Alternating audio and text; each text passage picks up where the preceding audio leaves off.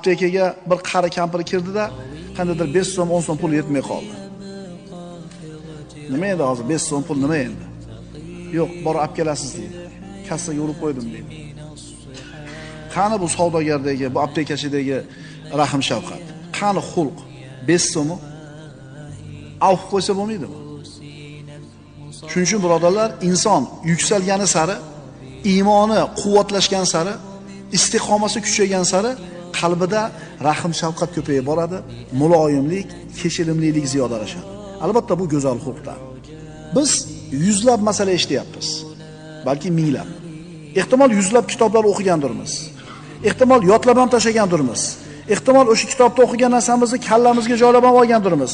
Ehtimol bahs qilib hujjat dalilga yengilib qo'ya olamiz birovni.